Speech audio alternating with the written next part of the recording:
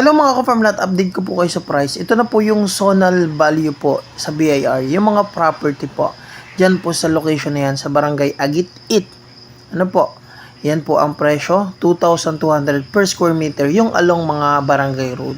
So which is yun po yung benta dyan ng seller. Kung ano po yung kalakaran ng bentahan, yung zonal value rin, yun din po yung benta ng seller. At ang kagandahan dyan mga ka-farmlat, yung mga karatig na bayan na connecting dyan sa property na yan ay sobrang tataas na. Halos na sa 18,000 na ang per square meter. Ito po, napakamura pa nito. And tuloy ko po yung video mga ka-farmlat. Bali, ito po yung karatig na bayan ng mga ka-farmlat ng property. Ano po? So ayan, sa Dait po, sa Bagasbas, makikita nyo po yung Corazon Aquino Boulevard. Ayan, nag-18,000 na po ang per square meter. Naku, napakamahal na. Pero itong for sale natin mga ka-farmlat is nasa 2,200 lang per square meter. Tabing kalsadang, tabing dagat po. At ang kagandahan, yung Corazon Aquino Boulevard na yan, idudugtong po yan doon sa property. Kaya yung boulevard ay dadaan din doon. So, magiging napakaganda na po nung lugar. At ipapakita ko po sa inyo yung connecting na yan. Ano po? So, ipapakita ko po.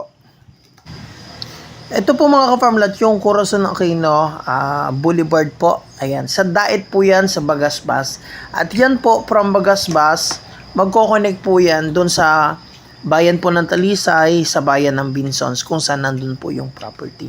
So, ang Bagasbas po, yung Corazon Aquino Boulevard, yan po yung ecotourism ng Dait. Yan po yung pinaka-longest boulevard in the Philippines. Ano po? Kasi napakaraming bayan na nag-connect-connect. Ang bayan po ng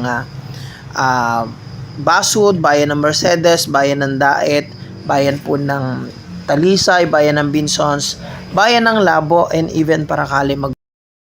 Kaya po napakagandang property nitong ino-offer natin ngayon mga ka-farmlat. And ang good thing kung mahilig po kayo sa island hopping, ayan, which is yung property natin ay napakalapit po sa Calaguas Island, isa sa pinakamaganda na kasing ganda ng Boracay po na pinopromote po ng ating Vice President Inday Sara Duterte, and papakita ko po sa inyo. Thank you, thank you. You should visit Calaguas.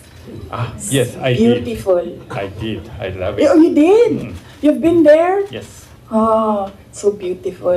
Yes. I've never seen any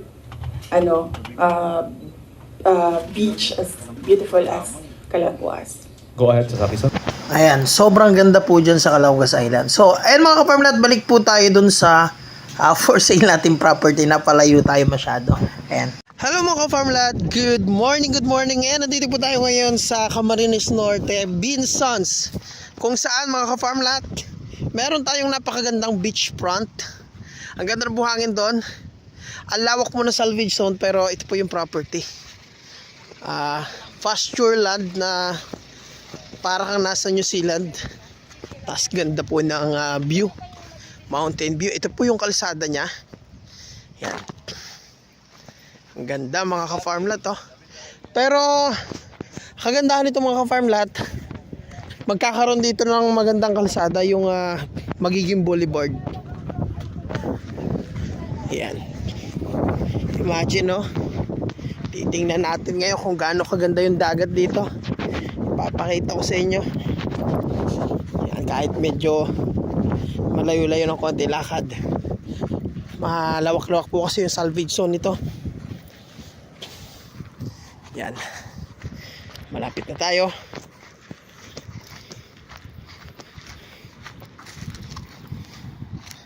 Malapit na. Ang ganda po ng buhangin dito, nagkikintaban. Oh.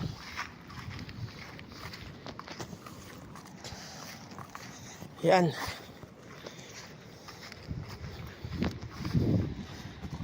Makinang ang buhangin. Ayun na mga farmlat. Napakalawak ng shoreline. Napakaganda ng dagat. Panalo.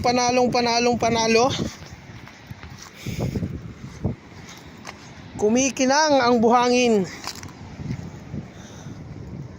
Ay ganda. Ganda ng dagat, ganda ng buhangin. Pwede kayo mag-surfing. Yan. Ayun po yung boulevard oh. Dudugsong yan dito. Napakaganda mga ka-farm lot. Yan.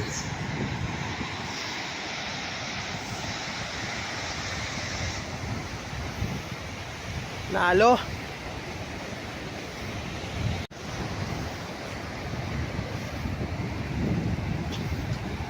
Sarap maligo. Yan o.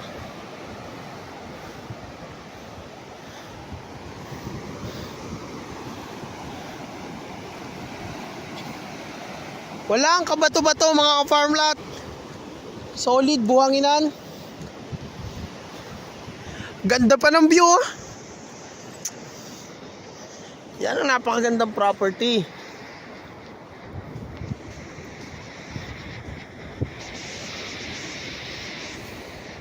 Kumikinang-kinang buhangin.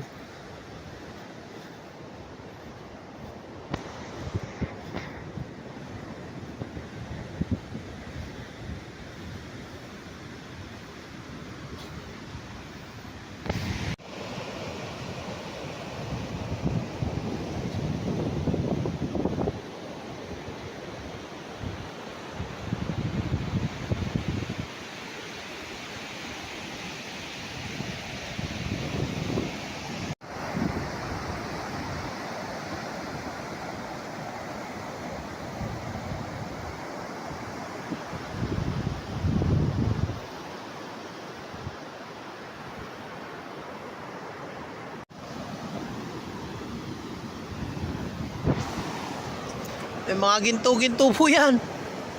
Oh, parang may mga ginto.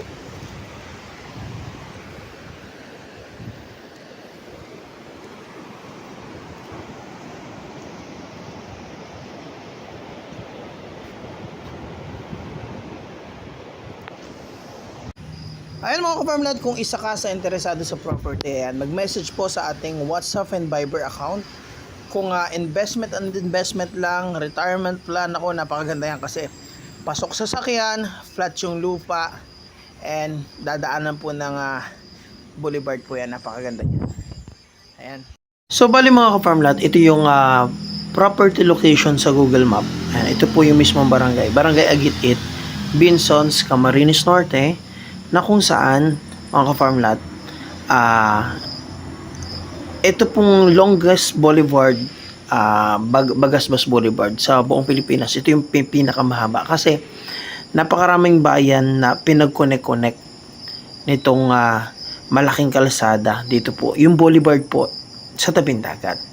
Kaya makikita nyo po dito sa Bagasbas, ayan, may mga kalsada po yan na malalapad. Ayan, papunta sa bayan po ng bayan ng Talisay. Sunod po ng Talisay, bayan po ng Binsons, bayan ng Labo. Ayan, magkukonek po sa bayan ng Paracale. Ano po? At mula naman po sa Bagasbas Dait, nagkumonek po yan sa bayan ng Mercedes. Ayan, ito po ang Bagasbas. Kumonek po sa bayan ng Mercedes at kukonek po sa bayan ng Basud, yang boulevard. So napakalawak po. And ang good thing mga ka-farm lot, itong price po nitong Agit-it, ano po, is 2,200 na po ang zonal value po dyan. So hindi pa po nagagawa yung boulevard dito. Ongoing po. Pero may mga nakalatag na po. Meron pong ibang yari na. Pero as of now, 2,200 pa lang yung zonal value, yung bentahan. Dito po kasi sa Dait, which is yan po yung nauna na boulevard. Ayan. So, progressive na rin siya. 18,000 na po ang zonal value dito, ang per square meter. Na po. Kaya ang good thing po mga ka-farm lot, talagang lulobo po yung presyo niyan, tataas po yung presyo niyan, ang zonal value ng mga property po dyan. Ano po, lalo pag nagawa na yan. So, hindi pa po gawa ngayon, may mga putol pa, kung makikita nyo po dyan, ayan, lalagyan po yan ng tulay, Ayan. Pero passable na po yan mga ka-farmland. No? Yan, nagagawa rin ng tulay dito para mag-connect. So, nakakarating na po sa property. Ano po? Ayan. So, magagaling po dito sa town proper ng Labo, Camarines Norte. Then, magsushortcut po dito. Papunta po sa Barangay Agit-It kung nasan yung property. So, again mga ka-farmland, continuous po natin yung video. Panalo po kayo dito. Imagine, mostly sa mga bentahan, mas mataas yung benta ng may-ari kaysa sa zonal value. So, dito po mga ka-farmland, ang benta po ng seller ay kung ano yung kalakaran bentahan, kung ano yung zonal value, yun lang din po yung benta po nila. Imagine, sa ibang mga karating na lote, ang matataas na po. Imagine, bagas-bas po 18,000 na per square meter. Ito po, 2,200 pa lang ang per square meter nung property inaalok natin. So, yun nga, gaya na sinabi ko kanina, hindi pa fully developed yung boulevard. Pero, ayan, dinidevelop po. Paggawa na yan, nako, mag-shoot up po ang presyo niyan.